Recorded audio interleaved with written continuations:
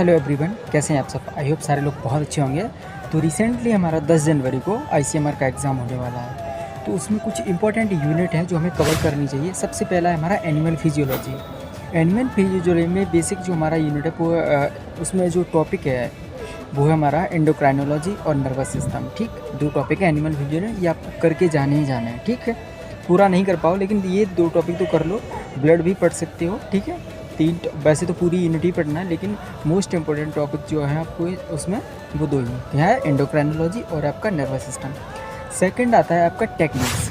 Techniques में आपको एक तो ग्लॉटिंग आनी चाहिए, पीसीआर आना चाहिए और आपका हाइब्रिडाइजेशन आना चाहिए। ठीक है, उसके बाद में एक्सरे क्रिस्टलोग्राफी।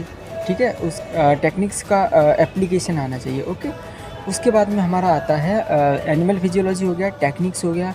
थर्ड यूनिट जो हमारा आता है वो आता है जेनेटिक्स। जेनेटिक्स पे बहुत सारे क्वेश्चन आए हुए हैं। ठीक है, अगर आप बायोलॉजिकल साइंसेस में दे रहे हो तो जेनेटिक्स बहुत ज़्यादा इंपॉर्टेंट है आपके लिए। ठीक है, मॉलिक्यूलर बायोलॉजी बहुत ज़्यादा इंपॉर्टेंट है, सेल बायोलॉजी बहुत ज़्यादा इंपॉर्टेंट है, बायोकेमिस्ट्री बहुत ज़्यादा इंपॉर्टेंट है। क्या यूनिट नहीं पढ़नी है तो हमें प्लांट फिजियोलॉजी एक बार केवल देख लेनी है। प्लांट फिजियोलॉजी से बहुत कम क्वेश्चन आए हुए हैं प्रीवियस ईयर को अगर उठा के देखा जाए, क्योंकि ये स्पेशल मेडिकल का एग्ज़ाम है क्यों, तो इसमें प्लांट फिजियोलॉजी को कम वेटेज दिया जाता है। तो आपको प्लांट फिजियोलॉजी सबसे कम पढ़नी है। अप्लाइड पढ़ सकते हो लेकिन ज़रूरी नहीं है कि अप्लाइड पढ़नी चाहिए, मुझे नहीं लगता। उसके बाद में टेक्निक्स पे ज़्यादा ध्यान देना है साथ ही साथ में।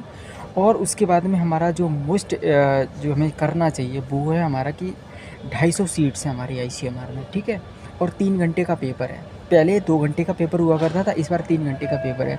तो इस बार कट ऑफ हाई जाने के चांसेस बहुत ज़्यादा हैं। ठीक है, पिछली बार से लगभग 66-67 नंबर पे आपका क्वालिफाई हो जाता था 150 में से। इस बार कट ऑफ मान लीजिए 80 मार्क्स जाएगी ही जाएगी, क्योंकि इस बार टाइम बहुत ज़्यादा है। 150 क्वेश्चन है, 180 मिनट का टाइम है आपके पास, यानी 3 घंटे का टाइम है।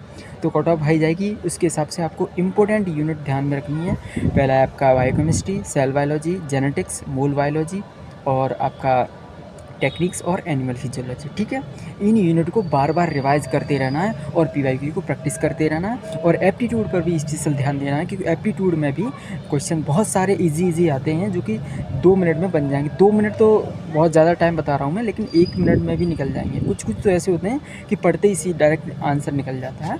तो आई होप सारे लोग ध्यान रखेंगे इस चीज़ का और अच्छे से तैयारी कर रहे होंगे। Okay, thank you so much.